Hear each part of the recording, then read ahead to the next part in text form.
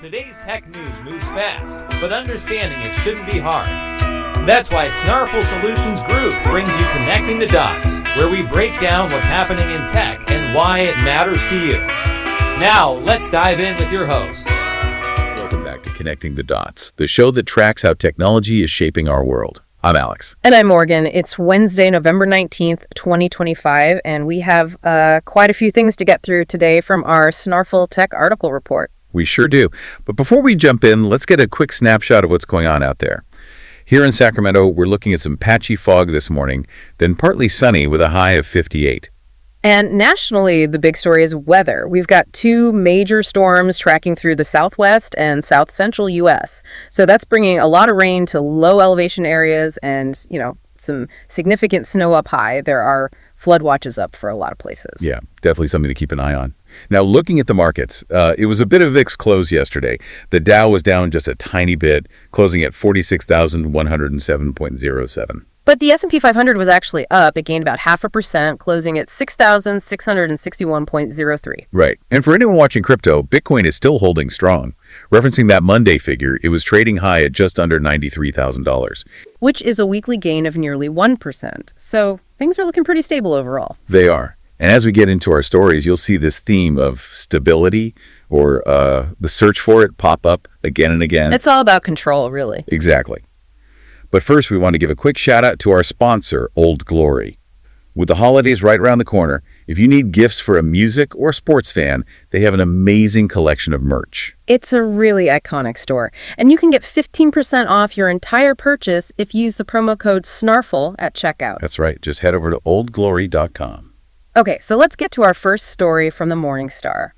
This one is, it's about TikTok. And it's such a fascinating move from them. They're rolling out a whole suite of new digital well-being features, and they're designed to fight the very thing TikTok perfected, which is doom scrolling. It's the ultimate irony, isn't it? The platform that lives on your attention is now trying to reward you for looking away. They're gamifying wellness.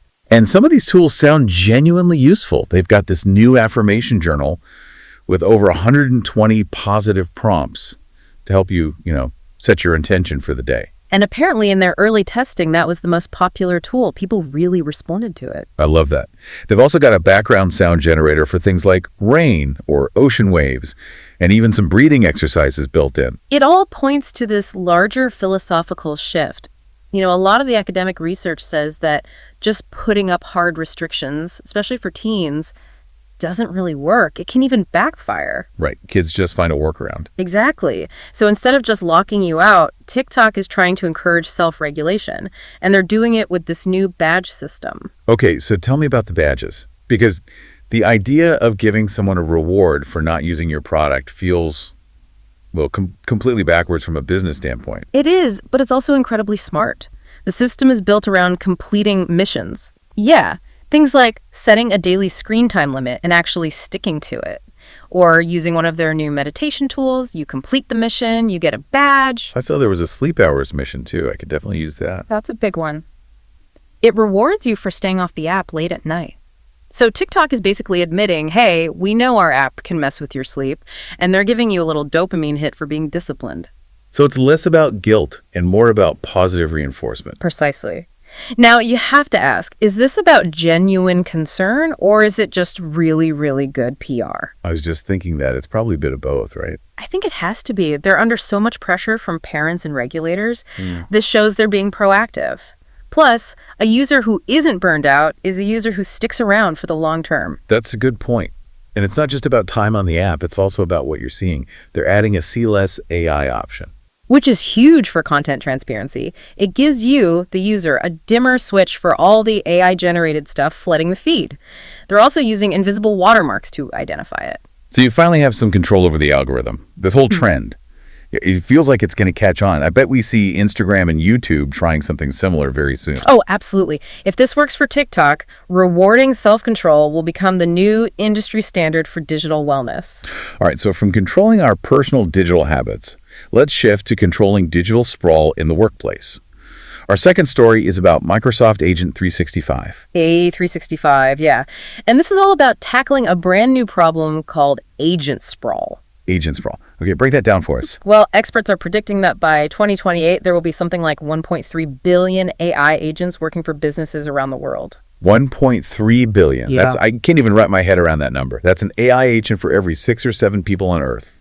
Exactly. And these aren't just simple chatbots. We're talking about AI agents that can handle entire complex workflows, like organizing your email or even managing a company's entire procurement process. So one Microsoft exec said a company with 100,000 human employees could end up with 500,000 or even 1 million AI agents. Right. And you just can't have 1 million unregulated bots running around with access to sensitive company data. It would be chaos. So A365 is basically the management and security layer for this new robot workforce. That's the perfect way to think of it. It's the HR and IT department for your new digital colleagues. It gives administrators a dashboard to see what all these agents are doing in real time. So how does it actually work? How do you onboard an AI bot? The key is giving each agent a unique identity. A365 forces IT admins to securely register every single agent through the Microsoft Entra registry. Okay, let's pause there. For anyone who isn't in IT, what is Entra and why is that step so important? Entra is Microsoft's main identity and access management system. Think of it as the company's digital gatekeeper. By forcing agents to register, you're treating them like human employees who need a username and password. I see. So you can control what they have access to. Exactly. And more importantly, you can revoke their access instantly. If an agent gets compromised or just starts acting weirdly, an admin can shut it down immediately. That's critical because the threat isn't just from outside hackers. It could be an internal agent accidentally causing a huge data breach. Right. And A365 is built to be an open ecosystem. It doesn't just manage Microsoft's own AI agents. It also works with third-party agents from companies like Adobe, ServiceNow, and Workday. So Microsoft is positioning this as the essential operating system for any company that wants to scale up its AI workforce. It's mandatory, really. If you're running a business today, you have to be thinking about how you're going to manage an army of bots. Microsoft is just building the control plane for it. From the corporate control plane to the governmental one. Our final story takes us over to Europe, where the European Commission is making some pretty surprising changes to GDPR and the new AI Act. Yeah, the word being used is that Europe is blinking. After years of setting the global standard for tough tech regulation, they're now softening their stance a bit. Why now? It's all about competition. There's immense pressure from big tech and the U.S. government, and a growing fear in Europe that their strict rules are holding back their own economic growth, especially in the AI race against the U.S. and China. Okay, so let's talk about the biggest change, the one everyone will notice, cookie pop-ups. Yes, finally, a collective sigh of relief from internet users everywhere. So they're getting rid of them. Not entirely, but they are simplifying them. The new proposal says that some non-risk cookies, like the ones that are essential for a site to work or for basic analytics, won't need that annoying pop-up anymore. That alone would be amazing. It gets better. They're also pushing for central browser controls, so you could set your privacy preferences once in your browser, and it would apply to every site you visit. No more clicking except 100 times a day. That is a massive quality of life improvement. And it's not just about cookies, is it? They're also changing data rules for AI companies. Right. This is the other big piece. They're making it easier for companies to legally use personal data to train their AI models as long as it's anonymized or pseudonymized. Which was a huge point of contention. The argument was that strict GDPR rules were starving European AI startups of the data they needed to compete with, say, Google or OpenAI. That's the core of it. They realized their own regulations might have been creating an unfair advantage for non-EU companies. And this shift also extends to the AI Act itself. The AI Act is that landmark law for regulating artificial intelligence. What's changing there? They're extending the grace period for the rules on high-risk AI systems. And high risk means? That's what, exactly. Think of any AI that makes a major decision about your life, like for your health, a loan application, or even getting a job, the really serious stuff. So the rules for those systems are being delayed. Essentially, yes. The rules won't kick in until all the official standards and support tools are actually in place. It gives companies more time to prepare and more clarity on what's expected of them. It's a clear signal that they're trying to balance safety with economic speed. But I imagine not everyone is happy about this. Not at all. Civil rights and privacy groups are already calling it a major step backward. They're worried Europe is weakening the fundamental safeguards that made GDPR so important in the first place. It's that classic tug of war between innovation and regulation. But hey, if it means I see fewer cookie pop-ups, I think most people will see it as a win. Absolutely. And what happens in the EU almost always sets the standard for the rest of the web. Okay, before we recap, we also want to thank our other sponsor, Scony. Yeah. If you're a golfer, or no one, Scony makes premium golf shoes that are incredibly stylish and comfortable. They make a great gift, especially with the holidays coming up.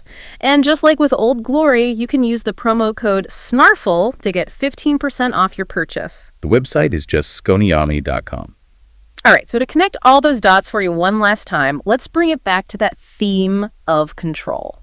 First, we saw TikTok trying to control user behavior, not with rules, but with rewards.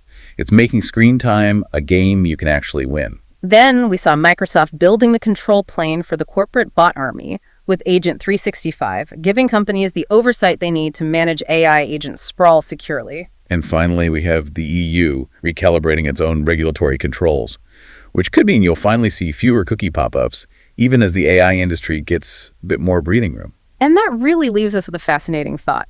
If our technology is now so advanced that the companies making it are rewarding us for not using it and building complex systems just to manage it, what does that say about where we're headed? Is the next big growth market actually our time away from the screen? And how will tech try to monetize that? We're here to help at Snarful, so reach out on our website if you have any more questions. That's a wrap on today's top stories. Remember, tech doesn't have to be complicated, and we're here to help connect the dots. If you've got questions or want to learn more, visit us at snarful.com. Thanks for listening, and we'll catch you next time.